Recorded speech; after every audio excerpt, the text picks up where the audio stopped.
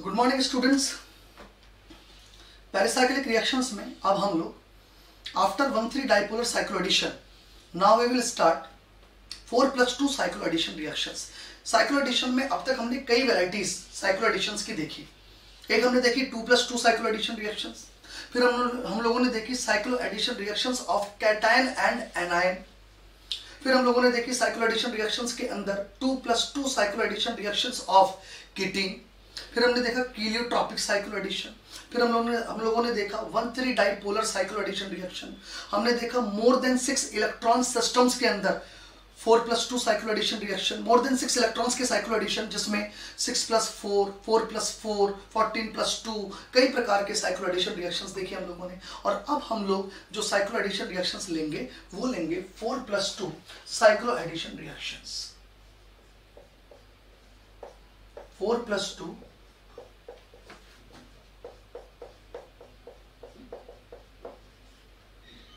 Cyclo addition reactions. ठीक है, देखो 4+2 साइक्लो एडिशन रिएक्शंस को हम डील्स एल्डर रिएक्शंस भी कह देते हैं। तो हम इसे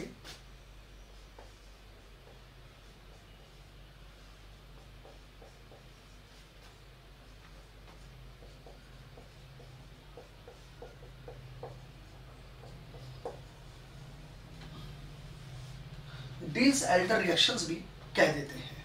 ठीक है, चलिए अब देखो 4+2 साइक्लो एडिशन में होता क्या है। एक ली जाती है डाइईन और एक ली जाती है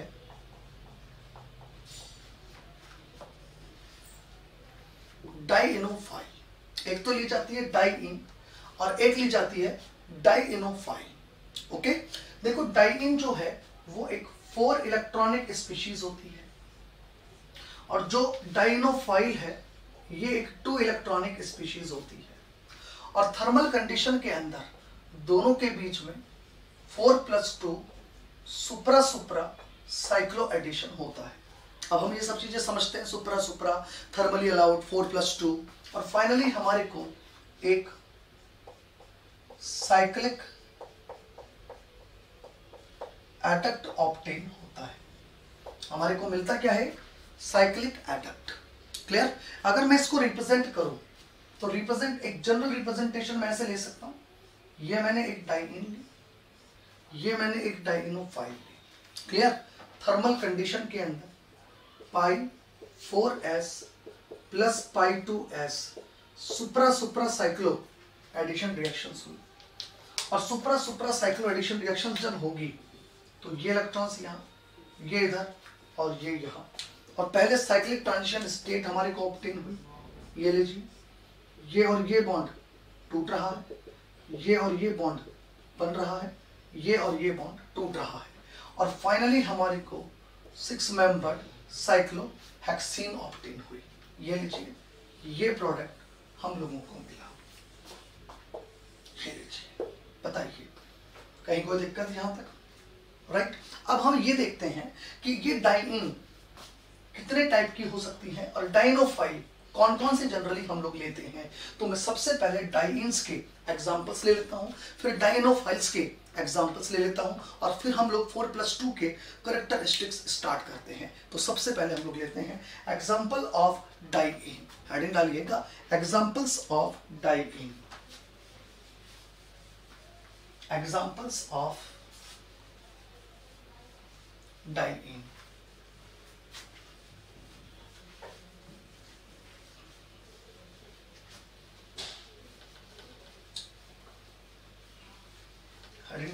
एग्जांपल्स ऑफ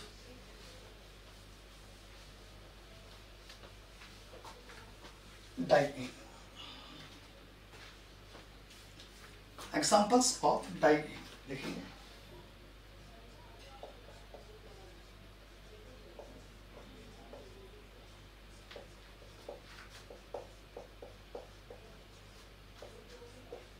देखिएगा, जब हम डाइईन्स के एग्जांपल्स की बात करते हैं तो डाइईन्स ये ले सकते हैं, एसाइक्लिक, डाइईन्स साइक्लिक ले सकते हैं।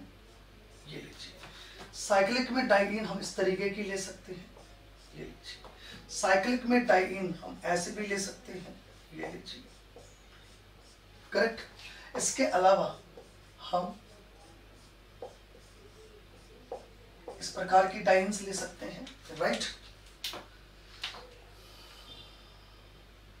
या चलिए इसको हम हेटेरोसाइक्लिक सिस्टम में लेंगे। देखो डाइन्स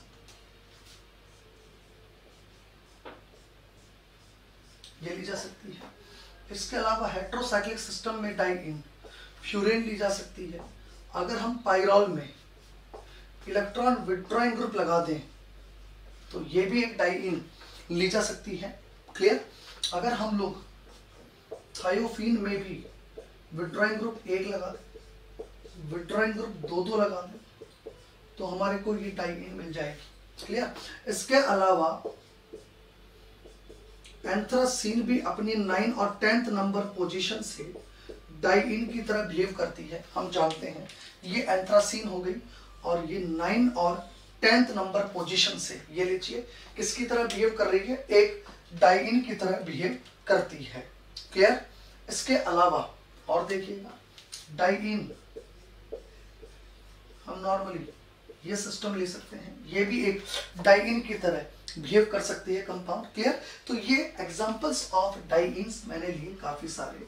ऐसे ही ये बना लीजिए, ये भी एक डाइइन है। इस तरह से हम लोग डाइइन्स ले सकते हैं। तो डाइइन साइक्लिक भी हो सकती है, एसाइक्लिक भी हो सकती है, कुछ भी हो सकती है। बस इतना याद रखना, मैं यहाँ पर कोई सी भी डाइइन देखूं, है ना, कोई सी भी डाइइन आप ध्यान से देखना, जितनी भी डाइइन मैंने ली हैं सारी की सारी डाइइन सिसॉइड्स हैं। सारी डाइइन कैसी है, सिसॉइड। देखो डबल बॉन्ड मैंने एक जैसे एक तरफ रखा है। सिसॉइड फॉर्म डाइइन ही रिएक्शन में इन्वॉल्व होती है। देखो सिसॉइड डाइइन है सारी की सारी, चेक करो आप, सारी की सारी डाइइन सिसॉइड है। लुक, यानी सिसॉइड फॉर्म ही डाइइन की डिल्स-एल्डर रिएक्शन के अंदर इन्वॉल्व होती है। क्यों होती है अभी हम लिखेंगे कैरेक्टरिस्टिक्स में। तो आप देखो cisoid form of diene is used in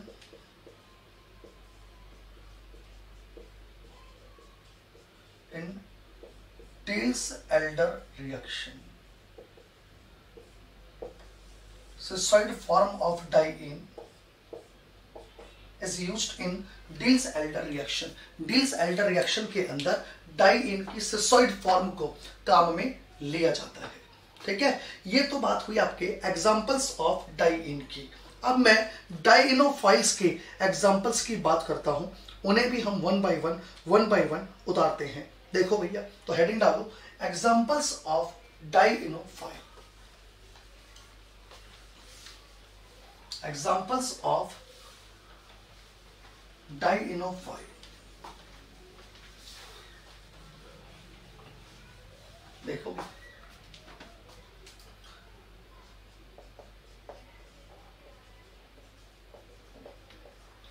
examples of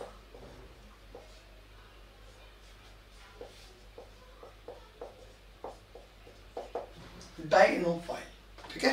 देखो भाई डाइइनोफाइल्स के अगर मैं एग्जांपल्स की बात करूं तो डाइइनोफाइल्स 2 इलेक्ट्रॉनिक सिस्टम से, ये हो सकता है सिंपल एल्कीन हो, ये लीजिए, और मैक्सिमम केसेस में ये एल्कीन ऐसी होगी जिसमें इलेक्ट्रॉन विड्रॉइंग ग्रुप होंगे। मतलब इलेक्ट्रॉन विड्रॉइंग ग्रुप अगर एल्कीन पे होंगे तो डाइइनोफाइल का रिएक्टिविटी बढ़ता है। इससे क्यों बढ़ता है अभी समझेंगे हम थोड़ी देर बाद। इलेक्ट्रॉन विड्रॉइंग ग्रुप CHO हो सकता है, COR हो सकता है, इलेक्ट्रॉन विड्रॉइंग ग्रुप COOR हो सकता है, ठीक है। इलेक्ट्रॉन विड्रॉइंग ग्रुप NO2 हो सकता है, साइनाइड हो सकता है, एक्सेट्रा।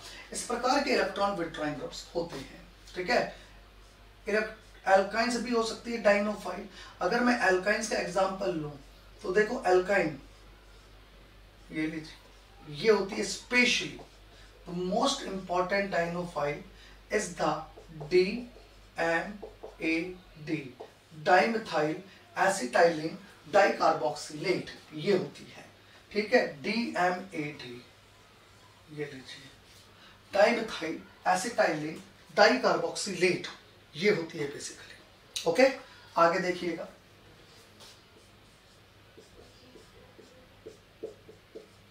ये लीजिए। इसके अलावा पैराबेंजोक्विनोन हुआ, ये डाइनोफाइल की तरह बिहेव करता है। क्लियर? या मैं ये कह दूं इस प्रकार का ये जो क्विनोन होता है ये भी डाइनोफाइल की तरह बिहेव करता है। इसके अलावा अगर मैं ये कह दूं बेंजाइन जो होती है ये भी डाइनोफाइल की तरह बिहेव करता है। या मैं ये कह दूं टेट्रासाइनो इथाइलिन जो होती है ये भी डाइनोफाइल की तरह बिहेव करता है।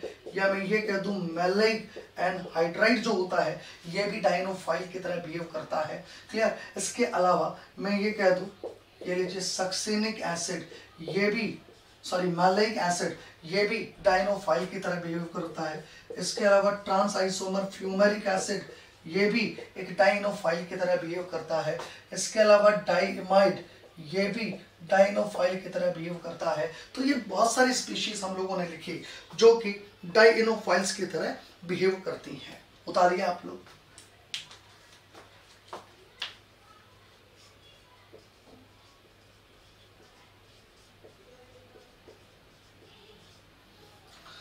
पैराबेंजोक्विनोन,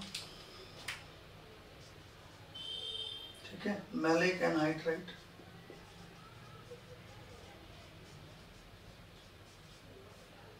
ये लीजिए टेट्रासाइनो इथाइलिन,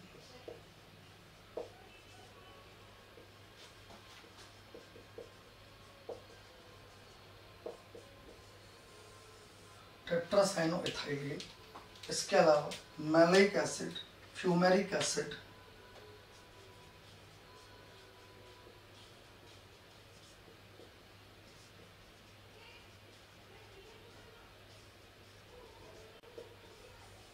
ये लीजिए, ठीक है, ये बेंजाइन हो गया।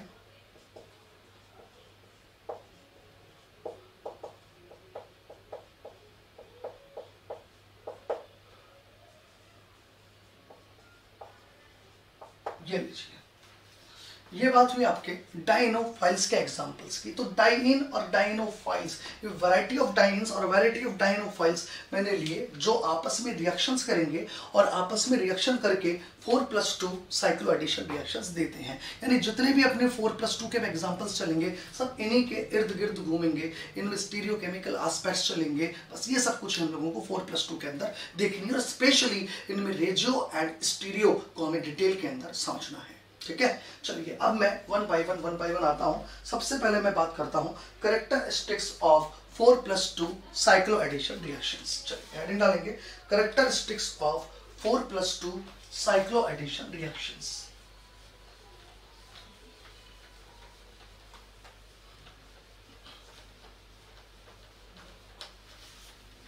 हेडिंग डालिए, characteristics of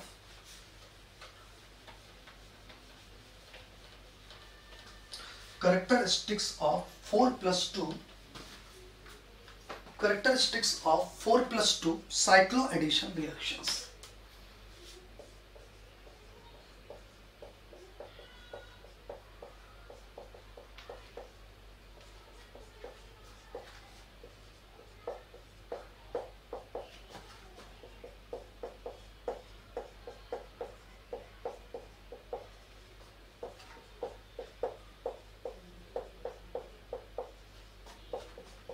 characteristics of 4+2 cycloaddition reactions. ठीक है, देखिए 4+2 साइक्लो एडिशन रिएक्शन की अगर मैं कैरेक्टरिस्टिक्स की बात करूं, इसको मैं कह सकता हूं डिल्स एल्डर रिएक्शन की कैरेक्टरिस्टिक्स, ये भी कह सकता हूं मैं।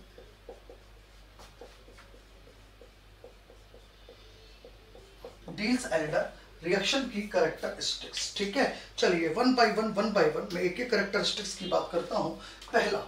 पहला characteristics, these are thermally allowed। 4+2 cycloaddition reaction जो होती हैं ये थर्मली अलाउड होती हैं, ये थर्मली अलाउड हैं। Okay, these are thermally allowed। Second characteristics की बात करता हूं, इसमें सुप्रा साइक्लो एडिशन रिएक्शंस होता है। थर्मल कंडीशन में क्या होता है, सुप्रा साइक्लो एडिशन रिएक्शंस होता है। सुप्रा साइक्लो एडिशन रिएक्शंस होता है। ओके, तो these are thermally allowed and supra cycloaddition reaction होता है। यानी हम ये कह सकते हैं यहाँ 5,4s plus 5,2s thermal condition के अंदर ऑपरेट होता है और हमारे को एक साइक्लिक एडक्ट ऑप्टेन होता है। ये होता है 4+2 साइक्लो एडिशन रिएक्शंस के अंदर। क्लियर? अब देखो भाई फोर्थ पॉइंट, देखो 4+2 साइक्लो एडिशन रिएक्शंस के अंदर होता क्या है। जनरली डाइईन इलेक्ट्रॉनिकली रिच कही जाती है और डाइनोफाइल इलेक्ट्रॉनिकली डेफिशिएंट कही जाती है। क्लियर? इसलिए हम ये कह दें कि डाइईन का होमो और डाइनोफाइल का ल्यूमो हम काम में लेते हैं। याद रखना मैंने बोला वर्ड जनरली, सामान्यतया ऐसा कहा जाता है, अदरवाइज वैसे देखा जाए तो किसी का भी होमो और किसी का भी ल्यूमो काम में लिया जा सकता है। वो अभी मैं आपको समझाता हूं। ओके, पहले एक जनरल बात करता हूं। तो देखो भाई, in general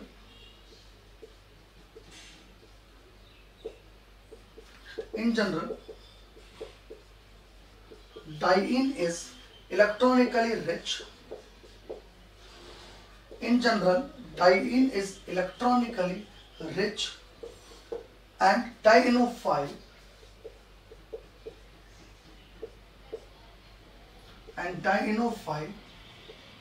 is electronically deficient. Okay, इसलिए ये कहा जाता है कि डाइईन का होमो और डाइनोफाइल का हम ल्यूमो काम में लेते हैं। तो in general diene is electronically rich and dienophile is electronically deficient, so HOMO of diene and LUMO of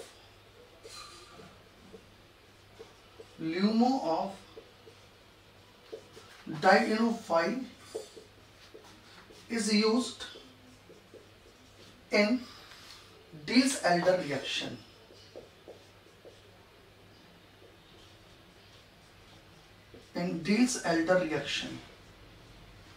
Under thermal condition के अंदर इन जनरल हम लोग इस तरीके का होमो और ल्यूमो सेलेक्ट करते हैं। क्लियर? ये अपने को ध्यान में रखना है। उतारो फटाफट।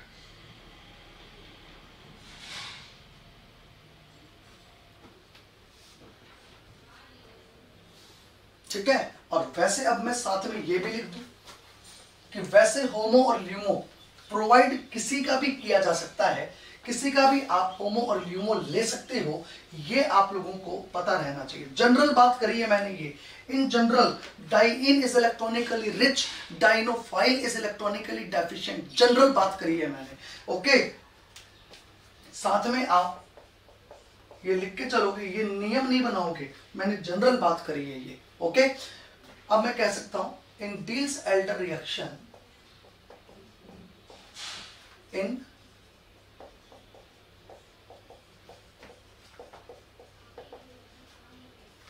Diels-Alder reaction, homo and LUMO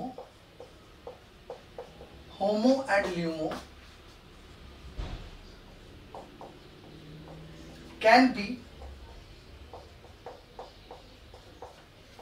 provided by any system, किसी भी सिस्टम के द्वारा प्रोवाइड करवाई जा सकती है। Can be provided by any system, that is diene and dienophile. जो डाइईन भी हो सकता है और डाइनोफाइल भी हो सकता है, that is diene and dienophile.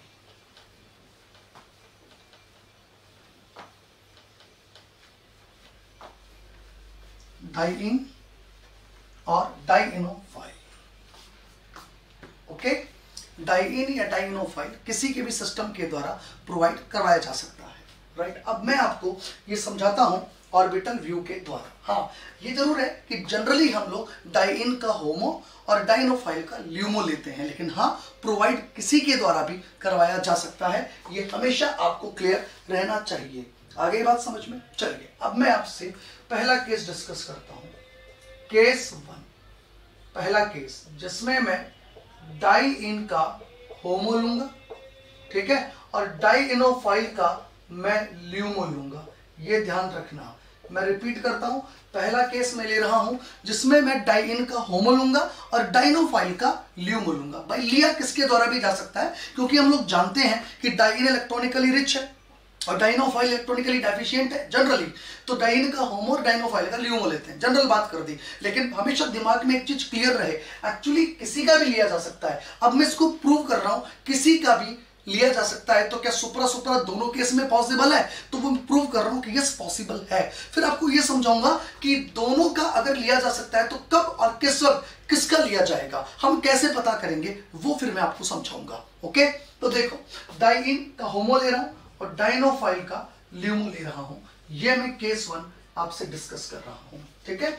ये मैंने डाइइन ली और ये मैंने डाइनोफाइल लिया। देखो, डाइइन का मतलब इसका थर्मल कंडीशन में होमो साई2 होता है और इसका ल्यूमो डाइनोफाइल का भी साई2 होता है थर्मल कंडीशन के अंदर। तो थर्मल के अंदर यहां मैं आपसे 4+2 सुप्रा सुप्रा साइक्लो एडिशन डिस्कस करने वाला हूं। डाइनोफाइल का मैं यहां साई2 ल्यूमो ले रहा हूं और डाइइन का मैं होमो ले रहा हूं, और ये होमो और ल्यूमो का सिलेक्शन थर्मल कंडीशन में हो रहा है because process is thermally allowed. मैं थर्मल के अंदर बात कर रहा हूं इन सब चीजों की। ओके, देखो देखो, ये मैंने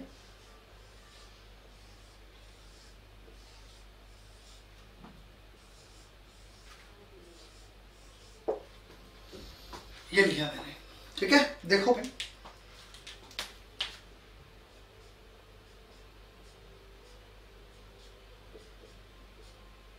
ये मैंने साई2 लिया, ये लीजिए, और ये मैंने डाइनोफाइल का साई2 लिया, करेक्ट। यहां एक नोड होती है।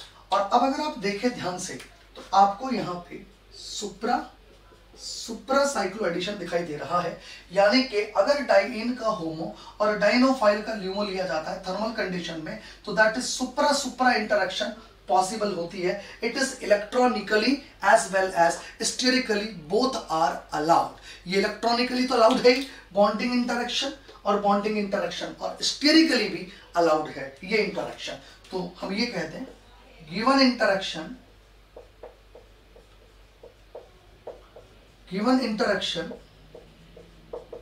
both electronically as well as sterically allowed। Electronically भी और स्टेरिकली भी दोनों ही अलाउड है। ये मैंने केस 1 आप लोगों से डिस्कस किया है। अब मैं आप लोगों से केस 2 डिस्कस कर रहा हूं जिसमें मैं रिवर्स प्रोसेस लूंगा। रिवर्स का क्या मतलब है? अब मैं आपसे डाइइन का ल्यूमो और डाइनोफाइल का होमो लेके डिस्कशन करने वाला हूं, ठीक है। देखिएगा, रिवर्स केस लेते हैं अब हम लोग, केस 2।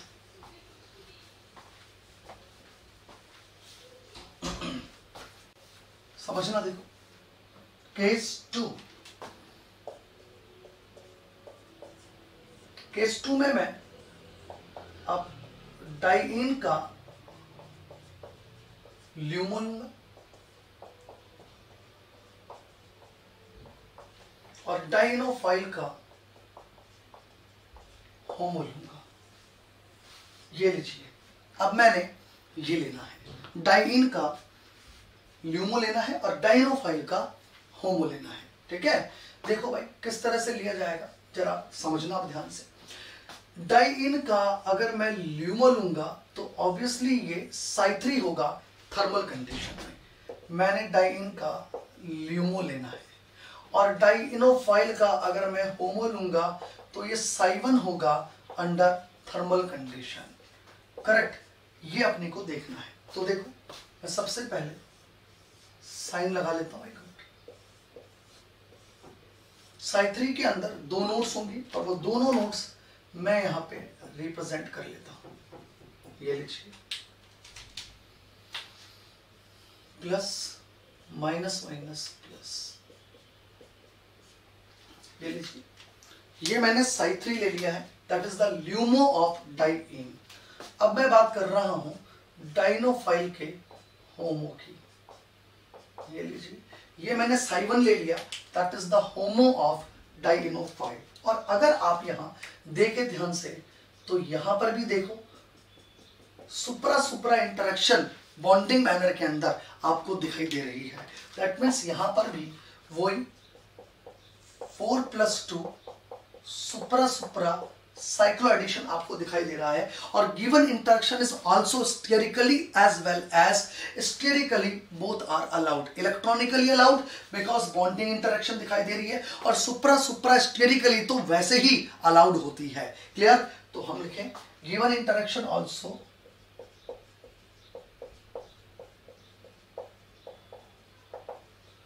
given interaction also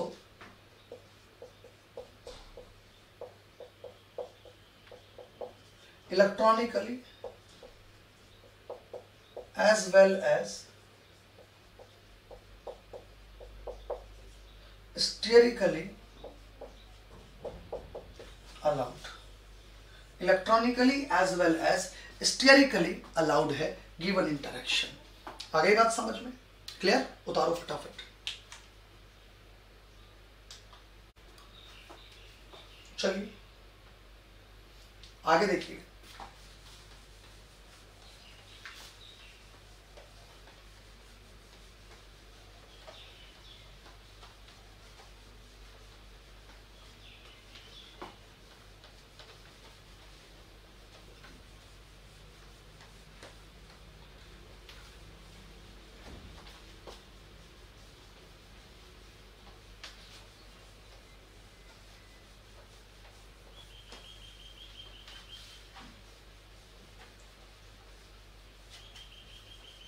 देखिएगा, अब मैं सेम इसी चीज को ऑर्बिटल इंटरेक्शन से जरा समझाता हूं। एक बार मैंने कहा डाइइन और डाइनोफाइल जब आपस में रिएक्शन करते हैं तो किसी का भी होमो और किसी का भी ल्यूमो काम में लिया जा सकता है डील्स एल्डर रिएक्शन में। दैट मींस होमो और LUMO can be provided by any system, किसी भी सिस्टम के द्वारा प्रोवाइड किया जा सकता है। दोनों ही प्रकार के interaction electronically as well as sterically allowed है। ओके लेकिन हाँ, एक जनरल बात करें तो हम ये जानते हैं कि डाइइन एक इलेक्ट्रॉनिकली रिच और डाइनोफाइल इलेक्ट्रॉनिकली डेफिशिएंट स्पीशीज है। सो डाइइन का होमो और डाइनोफाइल का ल्यूमो काम में लिया जाता है, ये जनरल बात करते हैं। अब मैं इसी को दूसरे तरीके से समझाता हूं। ठीक है, देखो मैंने लिया ये डाइइन और ये डाइइन के एनर्जी लेवल साई1, साई2, साई3 और ये साई4, साई1, साई2, साई3 और ये साई4। करेक्ट? और मैंने यहां ये लिया डाइनोफाइल, ये लीजिए पाई और पाई स्टार, ये लीजिए ये पाई हो गया और ये पाई स्टार हो गया। ठीक है, अब आप देखिएगा डाइइन के अंदर थर्मल कंडीशन के अंदर मैंने इलेक्ट्रॉन्स फिल किए, ये लीजिए, और डाइनोफाइल में भी मैंने थर्मल कंडीशन में इलेक्ट्रॉन्स फिल किए, ये लीजिए। राइट? पाई का मतलब फिर मैं आपको बता देता हूं, ये एल्कीन का साई1 है और ये एल्कीन का साई2 है। क्लियर? अब मैं आपसे ये कह दूं ये होमो है डाइइन का और ये ल्यूमो है डाइइन का। राइट?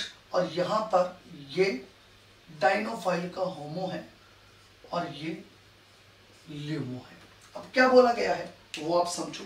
मैं कह रहा हूं डाइइन का होमो और डाइनोफाइल का ल्यूमो काम में लिया जाता है इन deals Alder reaction.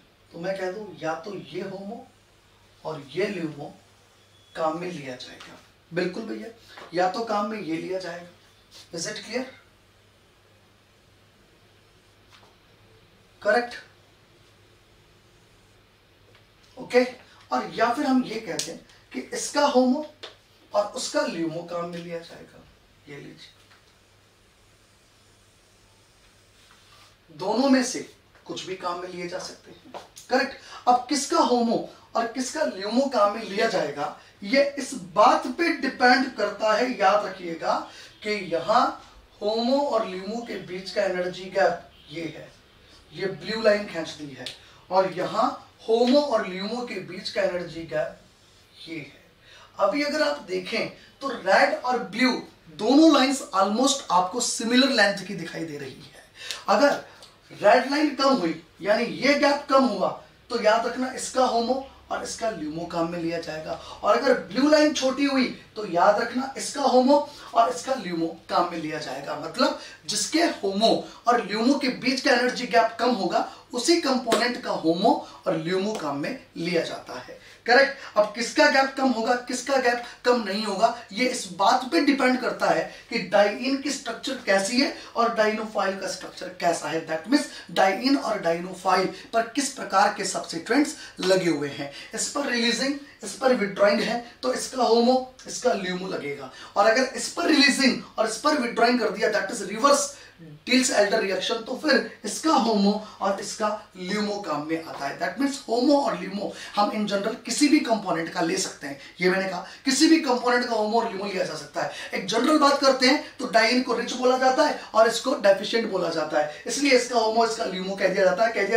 Red line छोटी होती है, लेकिन अगर मान लीजिए मैं कुछ ऐसा कर दूं डिल्स-एल्डर रिएक्शन में कि मैं इसमें तो लगा दूं रिलीजिंग ग्रुप और इसमें लगा दूं विड्रॉइंग ग्रुप, तो ऐसी स्थिति में फिर ये होमो देगा और ये ल्यूमो देगा डिल्स-एल्डर रिएक्शन में। ये अभी हम आगे इफेक्ट ऑफ सब्स्टिट्यूएंट्स के अंदर पढ़ेंगे, क्लियर। तो मैंने अभी आपको जो बताई थर्ड फोर्थ कैरेक्टरिस्टिक्स ये आपके समझ में आ गई होगी कि in general diene is the electronically rich and dinophile is electronically deficient, so the homo of diene and LUMO of dinophile can be used। फिर मैंने कहा कि in Diels-Alder reaction होमो और ल्यूमो वैसे तो किसी भी कंपोनेंट के द्वारा किसी भी सिस्टम के द्वारा प्रोवाइड करवाया जा सकता है डाइईन और डाइनोफाइल में से, ठीक है। जिसका केस 1 मैंने लिया डाइईन का होमो डाइनोफाइल का ल्यूमो, फिर मैंने केस 2 लिया डाइईन का ल्यूमो और डाइनोफाइल का होमो, और मैंने आपको बताया देखो दोनों ही सिस्टम में इलेक्ट्रॉनिकली और स्टेरिकली अलाउड है। फिर मैंने कहा कि देखो ये चीज भी यही कहती है किसी का भी होमो और किसी का भी ल्यूमो आप काम में ले सकते हो। अब हमें कब और किस वक्त किसका होमो और किसका ल्यूमो काम में लेना है, तो मैंने कहा कि जिसके होमो और ल्यूमो के बीच का एनर्जी गैप कम होगा वही उसी सिस्टम का होमो और ल्यूमो सेलेक्ट करेंगे। मतलब अगर ब्लू लाइन छोटी हुई मतलब ये गैप कम हुआ तो इसका होमो और इसका ल्यूमो काम में लिया जाएगा, और अगर ये गैप कम हुआ ये वाला तो फिर इसका होमो और इसका ल्यूमो काम में लिया जाएगा। ये मैंने आपको बताया होमो और ल्यूमो का कहानी इन डिल्स-एल्डर रिएक्शन। बताइए मेरी बात समझ में आ गई होगी आप लोगों को, कहीं कोई दिक्कत हो तो बताइए, बोलो बात समझ में आ गई। चलिए अब मैं आपको आगे की बात समझाता हूं। अब एक एक कैरेक्टरिस्टिक्स को आप लोग ध्यान से समझना। देखो नेक्स्ट कैरेक्टरिस्टिक्स डिल्स-एल्डर रिएक्शन की देखिएगा।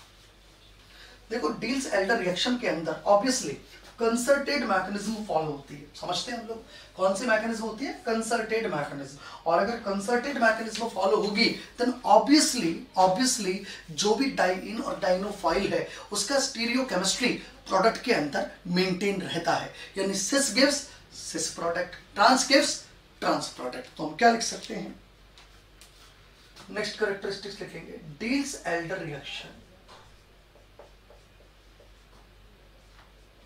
Diels-Alder reactions are stereospecific in nature. Are stereospecific in nature. Are stereospecific in nature. Diels-Alder reactions जो होती है ना वो stereospecific नेचर रखती है। इसका मतलब है that means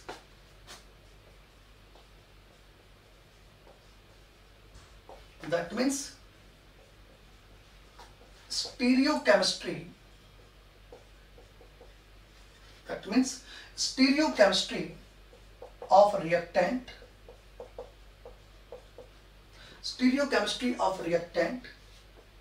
is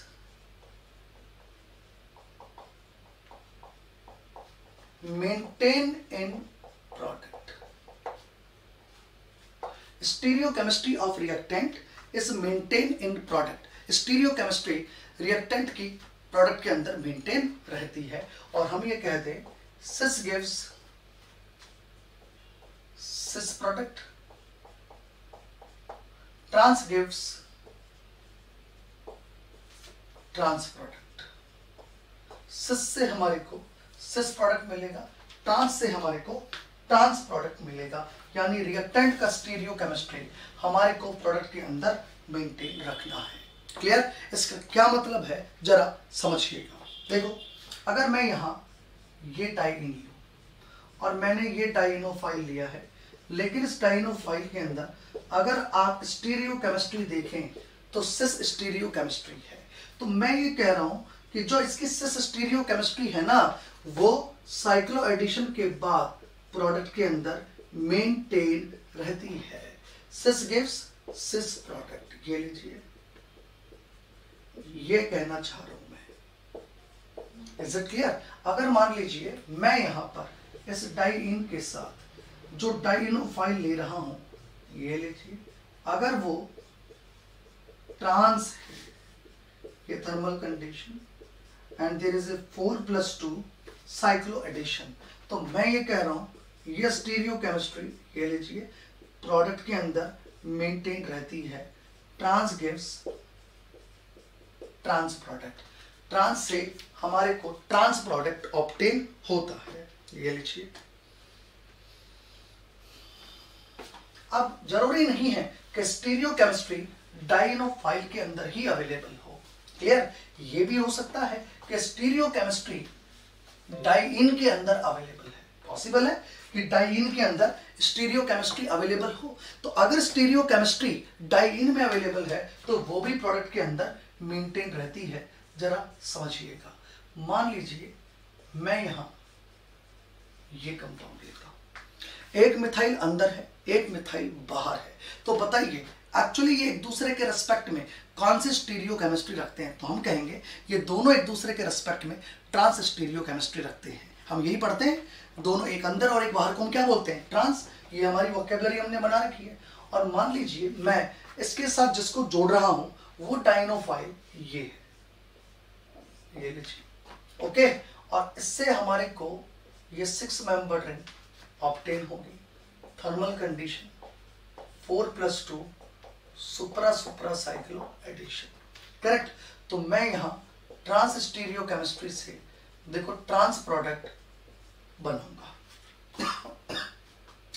लेकिन अगर मान लीजिए मैंने जो डाइइन ली है वो डाइइन कुछ इस प्रकार की है, यानी दोनों ही मिथाइल मैंने बाहर लगा दिए और डाइनोफाइल में सपोज मैंने एल्काइन ले ली, ये ले सकते हैं कुछ भी, और वही 4+2 सुप्रा सुप्रा साइक्लो एडिशन हुआ। तो बताइए डाइइन के अंदर ये जो दोनों मिथाइल ग्रुप हैं ये बाहर की तरफ है। अगर ये दोनों मिथाइल ग्रुप बाहर की तरफ हैं तो इनकी स्टीरियोकेमिस्ट्री एक दूसरे के रेस्पेक्ट में जनरली कैसी है? हम कहेंगे सिस स्टीरियोकेमिस्ट्री है। तो प्रोडक्ट में ये स्टीरियोकेमिस्ट्री सिस मेंटेन रखेंगे। ये लीजिए, ये बात हुई कि डाइइन और डाइनोफाइल के अंदर कोई भी स्टीरियोकेमिस्ट्री होती है तो वो प्रोडक्ट में मेंटेन रहती है। इसे कहते हैं स्टीरियो स्पेसिफिक रिएक्शन, यानी सिस स्टीरियोकेमिस्ट्री से सिस प्रोडक्ट मिलता है और ट्रांस स्टीरियोकेमिस्ट्री से ट्रांस प्रोडक्ट हमारे को ऑब्टेन होता है। क्लियर? बताइएगा। यहां ये 2 डबल बॉन्ड कर दो, एल्काइन आ गई ना, बेसिकली एल्काइन है, 2 डबल बॉन्ड बना लीजिए। चलिए, तो ये कैरेक्टरिस्टिक्स आप सभी के समझ में आ गई होगी कि Diels Alder reactions are stereospecific in nature, जिसमें हमने रिएक्टेंट का स्टीरियोकेमिस्ट्री प्रोडक्ट के अंदर मेंटेन रखा है। अब मैं आता हूं अगले पॉइंट पर। देखिएगा,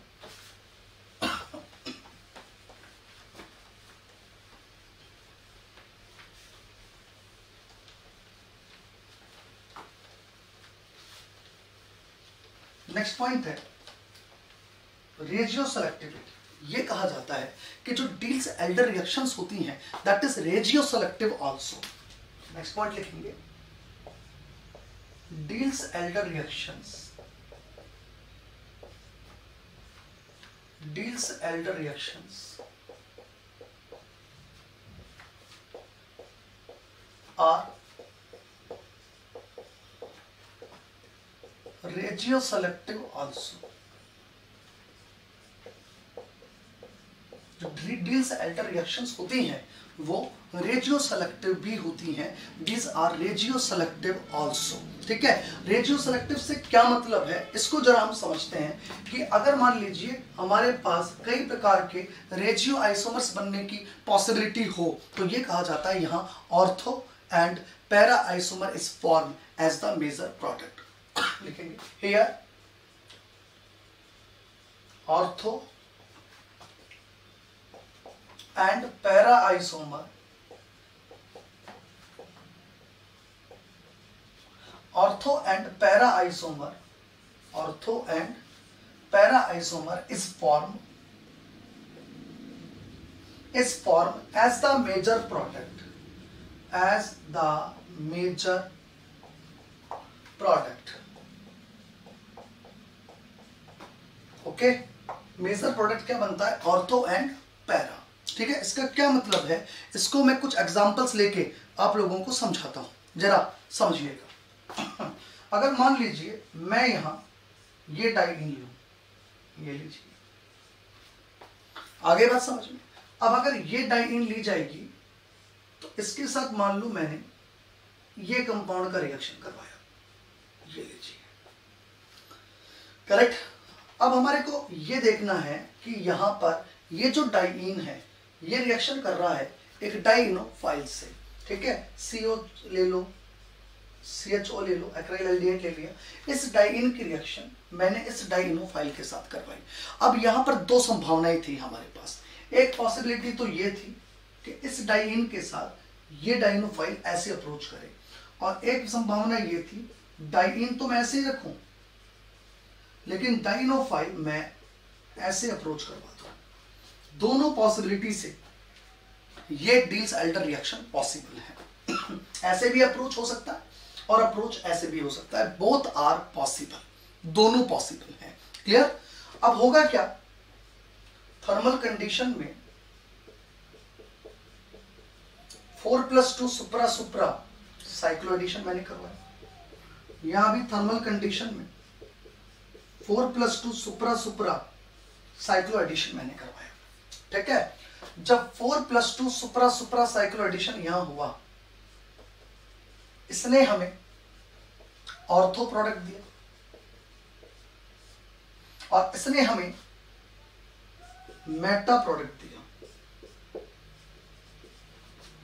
मैं ये कह रहा हूं ऑर्थो और मेटा में से हमारे को कौन सा प्रोडक्ट मेजर प्रोडक्ट बनाना है, तो देखो इधर अभी मैंने आपसे पूछा, अभी मैंने आपसे डिस्कस किया ortho and para is form as the major product. इसका क्या मतलब है समझना कि ऑर्थो के साथ एक बार मेटा बनने की पॉसिबिलिटी दिखेगी या किसी रिएक्शन में पैरा के साथ मेटा बनने की पॉसिबिलिटी दिखेगी। ऑर्थो और मेटा में से आपको ऑर्थो का सिलेक्शन करना है एंड पैरा और मेटा में से आपको ऑब्वियसली पैरा का सिलेक्शन करना है। ये मैंने आप लोगों को कहा है। तो ऑब्वियसली यहां अगर मैं इन दोनों में से मेजर एंड माइनर की बात करूं तो मैं मेजर किसको कहूंगा, मैं मेजर प्रोडक्ट कहूंगा ऑर्थो को। ये ऑर्थो मेजर होगा और ये मेटा माइनर प्रोडक्ट होगा। इस तरीके से हम लोग बात करते हैं मेजर और माइनर की, यानी ऑर्थो एंड मेटा में से हमने ऑर्थो प्रोडक्ट को मेजर बनाया। उतारें फटाफट। अब देखिए एक पॉसिबिलिटी मैं इसके अंदर ये ले लूं, देखो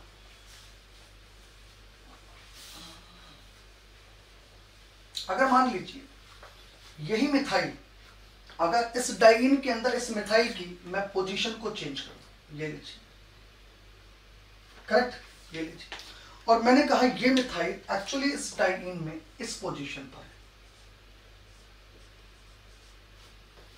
तो यहां एक पॉसिबिलिटी ये है बनने की, एक पॉसिबिलिटी ये है बनने की। अब आपका ये तो मेटा आइसोमर है और ये पैरा आइसोमर है। अब मैं जो कह रहा हूं समझो, पैरा और मेटा में से हमारे को मेजर क्या बनाना है, हमारे को पैरा और मेटा में से पैरा मेजर कहना है और मेटा माइनर कहना है। ये होती है रेजियो सेलेक्टिविटी। ये मेजर होगा और ये माइनर होगा। उतारिए। The Diels Alder reactions are regioselective, ortho and para product are formed as the major product. उतारे। आगे देखिए, देखो भाई, ये बात हुई आपके एक तो स्टीरियो स्पेसिफिक नेचर और रेजियो सेलेक्टिविटी की। अब हमें पता है कि जो भी डाइइन डील्स एल्डर रिएक्शन के अंदर काम में आती है उसका सिसॉइड फॉर्म में होना जरूरी है। तो अब हम इसके बारे में चर्चा करते हैं। तो हम क्या लिख सकते हैं कि diene should lies in cisoid form. Diene का सिसॉइड फॉर्म में होना जरूरी है। तो देखो, डाइइन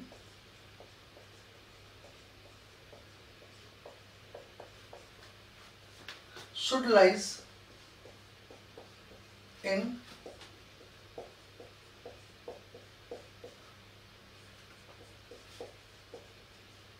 सिसॉइड फॉर्म। डाइइन जो है उसका सिसॉइड फॉर्म में होना जरूरी है। Should lies in cisoid form. याद रहे, transoid form of diene never gives Diels Alder reaction. कभी भी डील्स एल्डर रिएक्शन नहीं देती है। हम देखें साथ के साथ, transoid form of diene, transoid form of diene never gives Diels Alder reaction.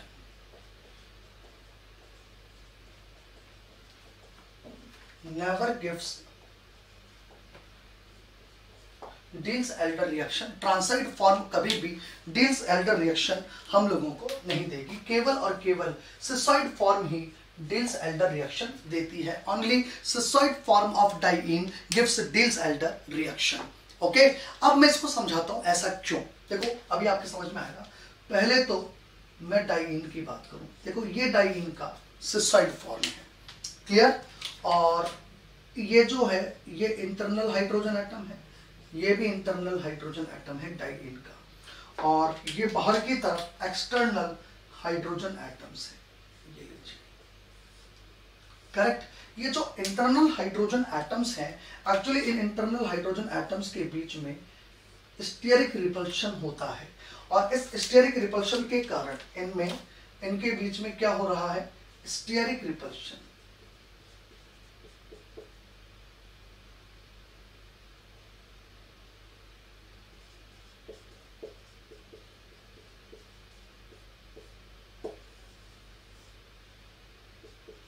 ठीक है। और इस स्टीरिकली रिपल्शन के कारण ऑब्वियसली ये डाइइन सिसॉइड से ट्रांसॉइड फॉर्म के अंदर कन्वर्ट हो जाएगी। ये लीजिए, इसमें इस प्रकार का कोई रिपल्शन एग्जिस्ट नहीं करता है।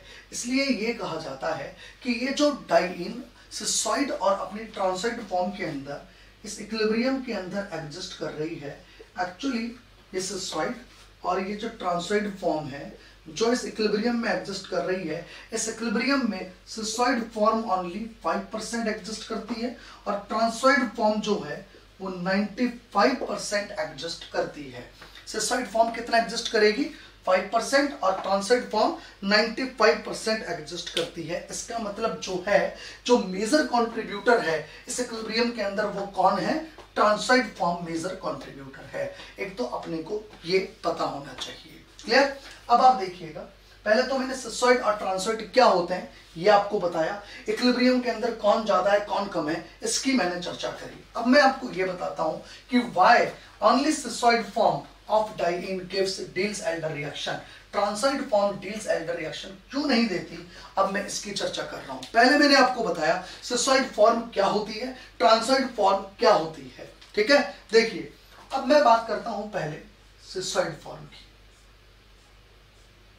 देखो, सिसॉइड फॉर्म में ये डाइइन लिया गया और एक डाइइनोफाइल लिया गया, थर्मल कंडीशन, और 4+2 सुप्रा सुप्रा साइक्लो एडिशन, पाई 4s प्लस पाई 2s सुप्रा सुप्रा साइक्लो एडिशन। ओके, अब आप देखिएगा, ये इलेक्ट्रॉन्स यहां से यहां, ये इधर और ये यहां से यहां। ओके, ये मैंने यहां पर आपको बताया। अब आप देखिएगा जब इसकी साइक्लिक ट्रांजिशन स्टेट बनेगी ना, वो साइक्लिक ट्रांजिशन स्टेट कैसे बनेगी,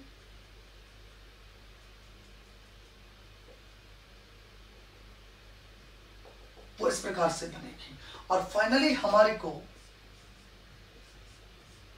ये एडक्ट ऑप्टेन हो जाएगा। तो सिसोइड फॉर्म इस तरह से बहुत आसानी से 4+2 साइक्लोएडिशन रिएक्शन दे देगी। ओके, लेकिन जब इसके अंदर ट्रांसॉइड फॉर्म की हम बात करते हैं, जब हम ट्रांसॉइड फॉर्म की बात करते हैं तब देखिएगा क्या होता है। जब हम ट्रांसॉइड फॉर्म की बात करते हैं, देखो इस दौरान क्या हुआ, थर्मल कंडीशन वही 4+2 सुपरा सुपरा साइक्लो एडिशन हुआ। लेकिन जब यहां 4+2 सुपरा सुपरा साइक्लो एडिशन होता है तो बड़ी समस्या आती है। समस्या क्या है, देखिए ये हाइड्रोजन इधर है, ये हाइड्रोजन इधर है, ट्रांसॉइड फॉर्म की कहानी यही है। और जब इसके अंदर 6 मेंबर्ड साइक्लिक ट्रांजिशन स्टेट हम लोग बनाते हैं, ये लीजिए, तो इस ट्रांजिशन स्टेट में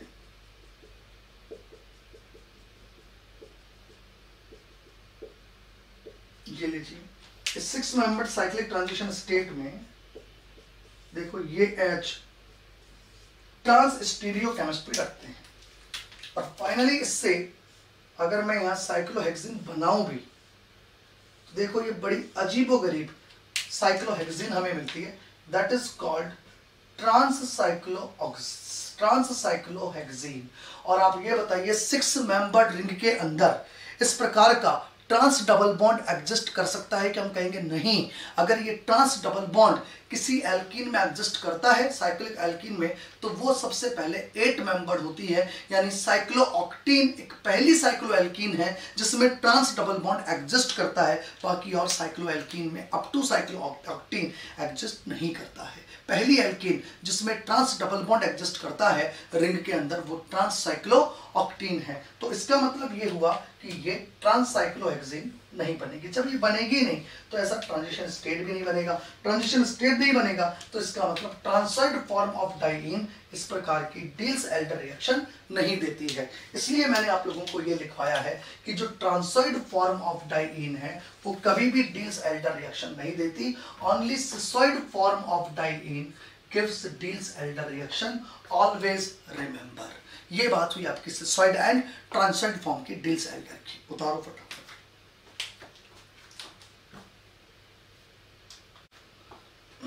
आगे देखिएगा,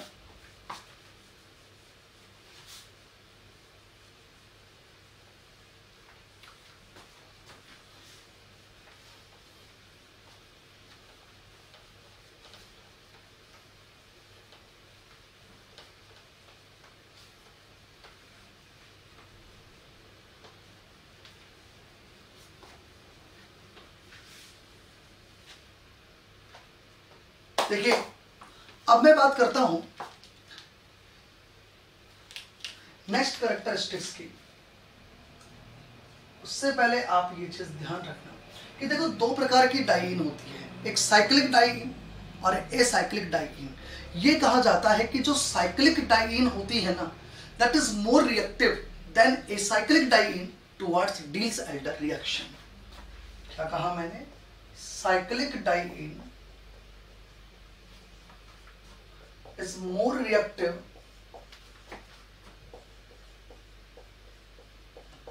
cyclic diene is more reactive than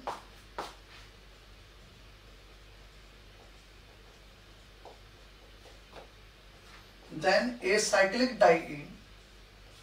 Cyclic diene is more reactive than acyclic diene towards deals-Elder reaction. अब ऐसा क्यों?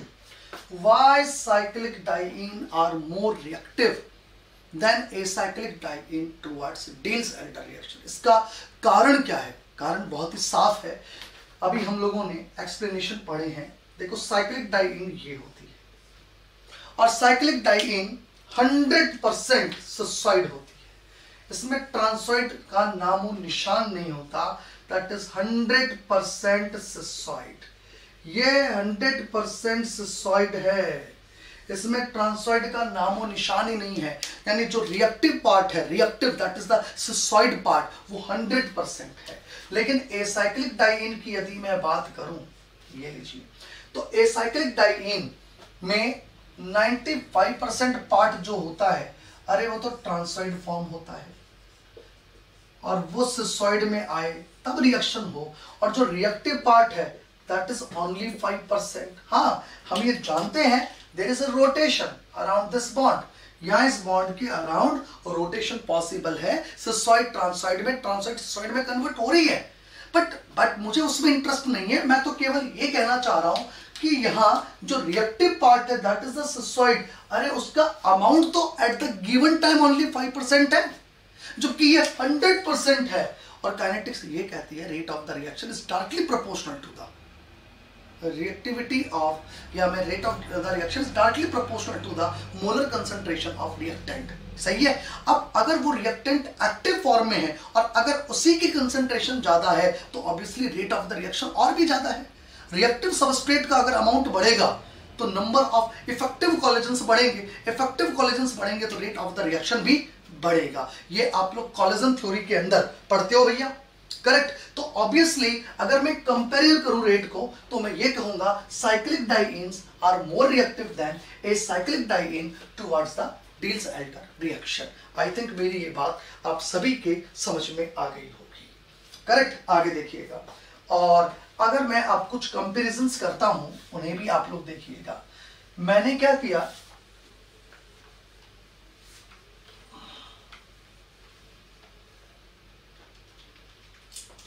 मैंने एक ये डाइईन ली जिसमें 2 मिथाइल ग्रुप मैंने यहां लगाए, करेक्ट। और एक बार मैंने ये डाइईन ली जिसमें दोनों मिथाइल ग्रुप मैंने अंदर की तरफ लगाए। अब आपको ये पता है कि अगर ये मिथाइल ग्रुप अंदर की तरफ होंगे तो इनके बीच में स्टेरिक रिपल्शन होगा, और अगर स्टेरिक रिपल्शन होगा तो एक्चुअली इसका ट्रांसॉइड फॉर्म के अंदर एडजस्ट करने का टेंडेंसी ज्यादा होगा। ये लीजिए, ऐसे क्लियर। तो अगर मैं इन दोनों डाइईन को कंपेयर करूं कि कौन रिएक्टिव ज्यादा है, कौन रिएक्टिव ज्यादा है टुवर्ड्स द डिल्स-एल्डर रिएक्शन, यानी मैं दोनों की रिएक्टिविटी को कंपेयर करूं, reactivity towards Diels Alder, reactivity towards Diels Alder, तो मैं ये कहूंगा first one is more reactive towards Diels Alder reaction than second one की। और इवन अगर मैं यहां एक्चुअली ये डाइईन ऐसी ले लूं जिसमें यहां और यहां टर्शियरी ब्यूटाइल ग्रुप है तो फिर कहानी कुछ और होती है। टर्शियरी ब्यूटाइल के बीच में बहुत ही जबरदस्त स्टेरिक रिपल्शन होगा यहां पर, और दोनों के बीच में यहां तो टर्शियरी ब्यूटाइल के बीच में रिपल्शन है और यहाँ क्या ये टुच्चे मुच्चे हाइड्रोजन एटम के बीच में रिपल्शन है। तो बताइए which repulsion is more dominant, hydrogen के बीच का रिपल्शन या मैं ये कह दूं टर्शियरी ब्यूटाइल के बीच में रिपल्शन, मिथाइल के बीच में यहां रिपल्शन ये कम है। याद रखना ये रिपल्शन ज्यादा है मिथाइल के बीच में, इसलिए यहां पर ये ज्यादा रिएक्टिव है।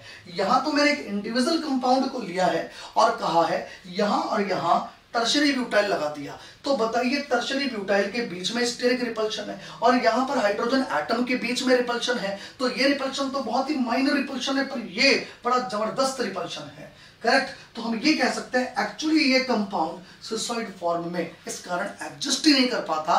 ये स्टेरिक रिपल्शन इतना जबरदस्त है कि इस कंपाउंड को ट्रांसॉइड फॉर्म में भेज देता है।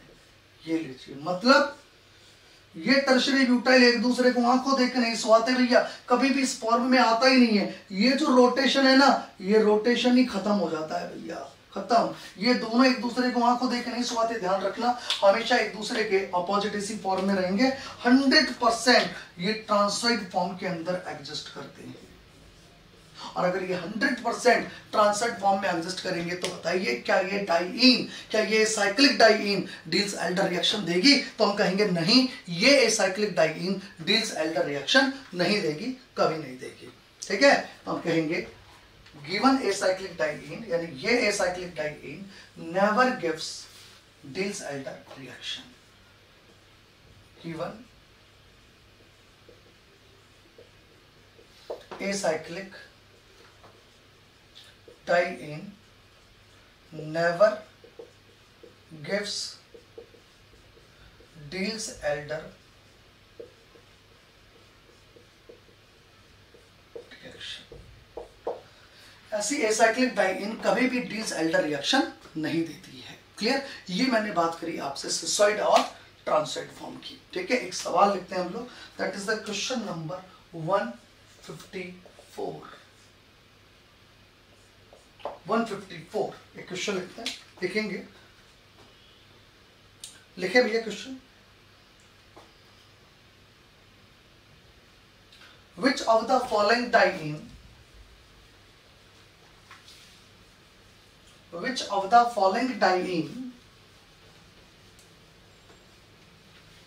will give Diels-Alder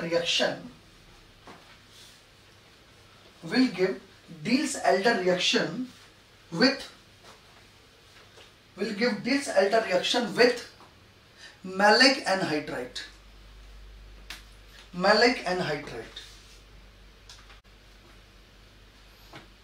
हाँ भाई, तो कंपाउंड्स हैं, ये कुछ कंपाउंड्स हमने लिए हैं, आपको ये बताना है कि इनमें से वो कौन कौन सी डाइईन है जो डिल्स-एल्डर रिएक्शंस देंगी। तो कंसेप्ट क्या है कि ऐसी डाइईन जो सिसॉइड है वो डिल्स-एल्डर रिएक्शन दे देगी, और ऐसी डाइईन जो सिसॉइड नहीं है, ट्रांसॉइड है, और वो सिसॉइड में कभी आ भी नहीं सकती, वो डिल्स-एल्डर रिएक्शन नहीं देगी। तो मैं एक बार नंबरिंग कर देता हूं इसकी, ये एक नंबर,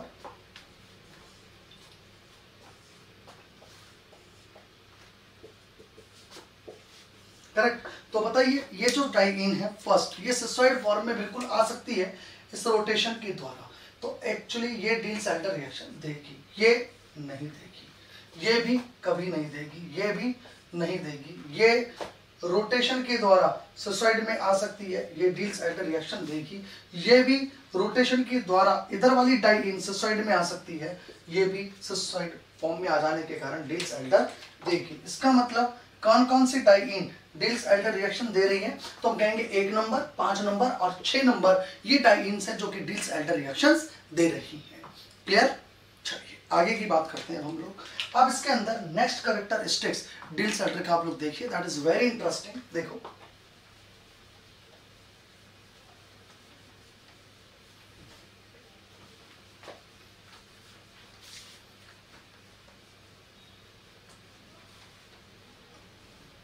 देखो, ये कहा जाता है कि electron releasing group in diene and electron withdrawing group in dienophile increase the rate of the Diels Alder reaction. Next characteristics है electron releasing group in diene, electron releasing group in diene and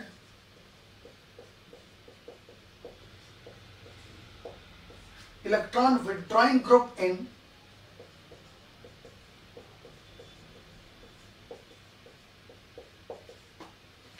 dienophile increase the rate of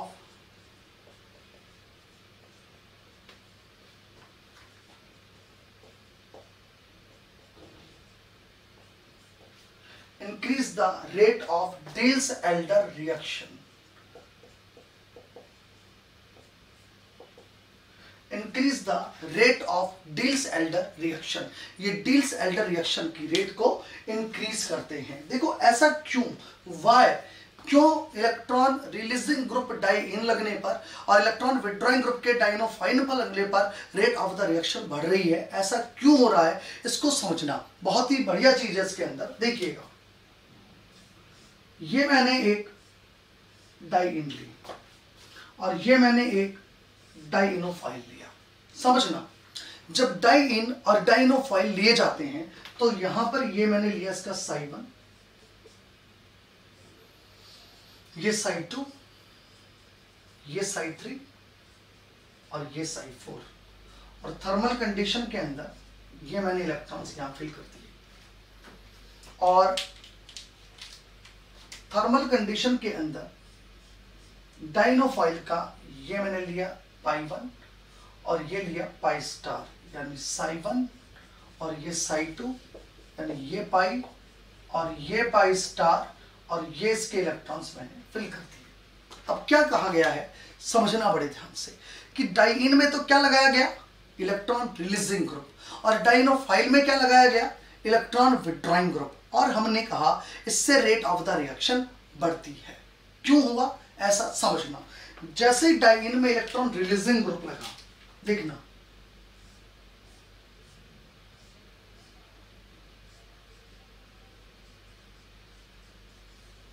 तो electron releasing group के लगने से diene का जो होमो होता है इसका एनर्जी लेवल इंक्रीज होता है।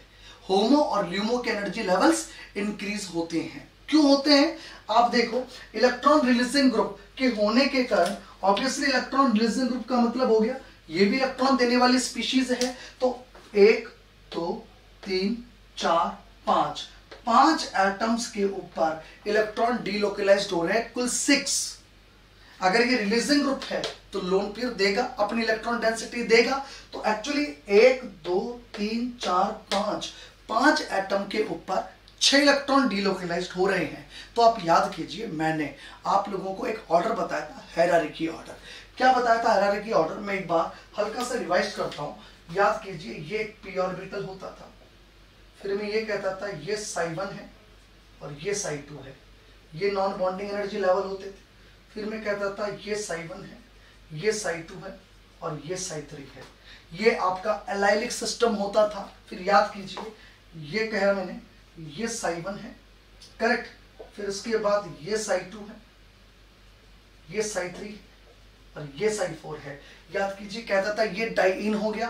तो ये इस वक्त हमारे सामने डाइइन है। बहुत ध्यान से समझना। अब मैंने डाइइन पर इलेक्ट्रॉन रिलीजिंग ग्रुप लगा दिया। जैसे डाइइन पर इलेक्ट्रॉन रिलीजिंग ग्रुप लगा दिया then system belongs to the pentadienyl system. ये लगभग पेंटाडाइनल सिस्टम जैसा सिस्टम हो चुका है। और अगर ये डाइनल पेंटाडाइनल जैसा सिस्टम हो गया तो ये साई 1, ये साई 2, ये साई 3, ये साई 4 और ये साई 5।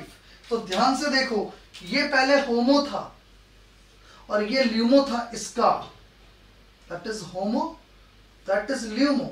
और आप जैसे यहां देखो इधर, यहां पर कोई इलेक्ट्रॉन रिलीजिंग ग्रुप लगाते हो, ये एनाइन कह दूं, कैटायन कह दूं, रेडिकल कह दूं, या मैं कोई ग्रुप जी कह दूं, that is called electron releasing group. Clear? तो आप देखिए कुल ये 2 और 2 4 और रिलीजिंग ग्रुप का मतलब 2 इलेक्ट्रॉन, 6 पाई इलेक्ट्रॉनिक सिस्टम हो गया। 6 पाई का मतलब हो गया 2 4 6 और 2 4 और ये 6, ये 6 इलेक्ट्रॉन यहां तक आ गए। इसका मतलब भैया होमो ये बन चुका है। अब ये समझो आप। और ये क्या है? This one is the LUMO. ये लीजिए। तो देखो होमो का भी एनर्जी लेवल बढ़ रहा है इसके लगने से, ल्यूमो का भी एनर्जी लेवल बढ़ रहा है इसके लगने से, यानी होमो और ल्यूमो दोनों का एनर्जी लेवल इंक्रीज होता है इलेक्ट्रॉन रिलीजिंग ग्रुप के डाइइन पर लगने से। ओके, ये चीज समझ में आ रही है आप लोगों के?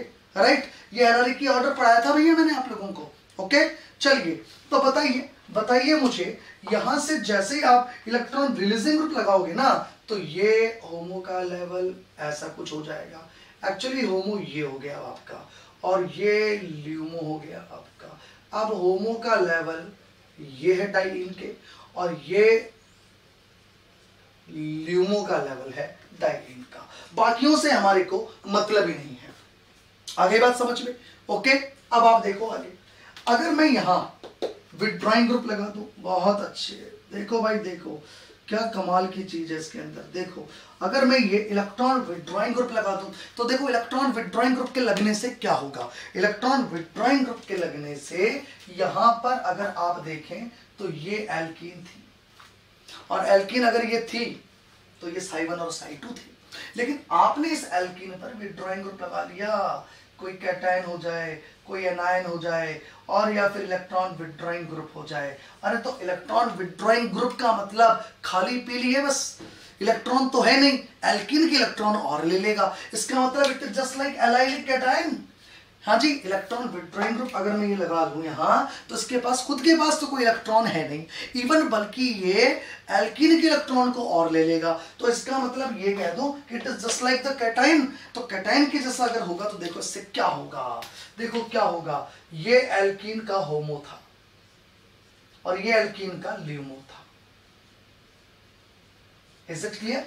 जैसे ही आपने एल्कीन से एलाइलिक कैटायन लिया, एल्कीन से एलाइलिक कैटायन पर आए, तो देखो वो 2 इलेक्ट्रॉन अब यहां भरे जाएंगे। अब आपके 2 इलेक्ट्रॉन ये हैं, होमो तो नीचे आ गया, और इधर देखो अरे ल्यूमो भी तो नीचे आ गया। अगर मैं कैटायन की बात कर रहा हूं, मैं इस वक्त एनायन नहीं, मैं कैटायन की बात कर रहा हूं। ये लीजिए cation, just like electron withdrawing group, cation cation, तो ये होमो है और ये ल्यूमो है। इसका मतलब होमो भी नीचे आया है, ल्यूमो भी नीचे आया है। इसका मतलब अगर विथड्रॉइंग ग्रुप लगा है तो देखो भाई, देखो ये आपका होमो भी नीचे आया है और नीचे ल्यूमो भी आया है। अरे देखो भाई, देखो ये स्थिति हो गई क्या इलेक्ट्रॉन विथड्रॉइंग ग्रुप के आने से। अब देखो इससे क्या रहा, देखो 2 लाइनें खींचता हूं, अब मैं 2 लाइनें खींचता हूं। पहले होमो और ल्यूमो के बीच का गैप क्या था, जो भी था। अब अगर मैं यहां पर एल्कीन का होमो, डाइइन का होमो लेता हूं, देखो ये डाइइन का होमो लेता हूं और डाइनोफाइल का ल्यूमो लेता हूं, तो देखो दोनों के बीच का एनर्जी गैप केवल नाम मात्र का रह जाता है। दोनों तैयार हैं एक दूसरे से रिएक्शन करने के लिए। होमो और ल्यूमो के बीच का एनर्जी डिफरेंस बहुत कम हो गया, और अगर होमो और ल्यूमो के बीच का एनर्जी डिफरेंस ऐसा करने से कम हो जाएगा तो यार obviously rate of the Diels Alder reaction बढ़ेगी। आगे बात समझ में? तो अगर मैं डाइइन में इलेक्ट्रॉन रिलीजिंग ग्रुप लगा दूं और डाइनोफाइल में इलेक्ट्रॉन विथड्रॉइंग ग्रुप लगा दूं, तो रेट ऑफ डिल्स-एल्डर रिएक्शन हमेशा बढ़ेगा, बिकॉज डाइइन के होमो और डाइनोफाइल के ल्यूमो के बीच का एनर्जी डिफरेंस जो है वो कम हो जाता है, रिड्यूस्ड हो जाता है। इससे रेट ऑफ इंटरेक्शन हमेशा बढ़ेगी। क्लियर? तो हम ये कहते हैं पहले ये ग्रुप लगने से पहले, ये जो ग्रुप लगने से पहले होमो और ल्यूमो के बीच का जो एनर्जी गैप था वो कुछ ये था। देखो ये होमो, ये ल्यूमो, ये गैप ये था, और वो गैप ये से ये रह गया। तो बताइए obviously rate of the reaction should be increases, rate हमेशा बढ़ेगी। क्यों बढ़ेगी ये मैंने आपको डायग्राम के थ्रू समझा दिया है। क्लियर? फटाफट उतारेंगे आप इसको।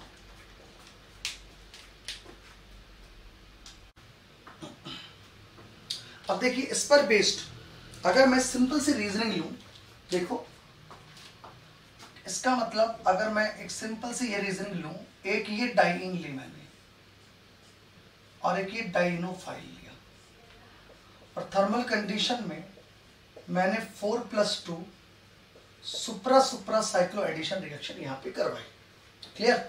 और इसकी मैंने रेट को R1 कहा, और एक बार मैंने क्या किया, डाइइन वही ली, लेकिन डाइनोफाइल पर मैंने इलेक्ट्रॉन विथड्रॉइंग ग्रुप लगा दिया, और अब के भी मैंने वही 4+2 सुप्रा सुप्रा साइक्लो एडिशन करवाई, लेकिन इसकी रेट को मैंने R2 कहा।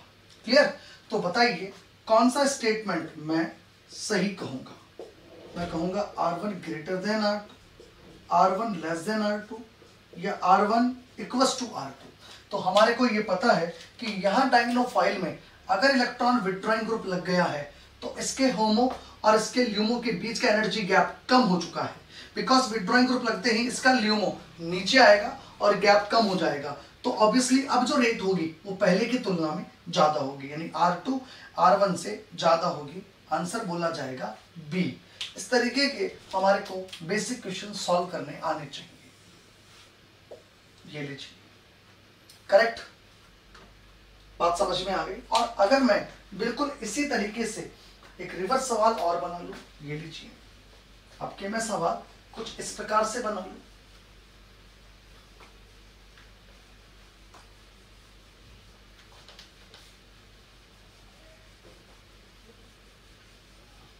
लिखिएगा।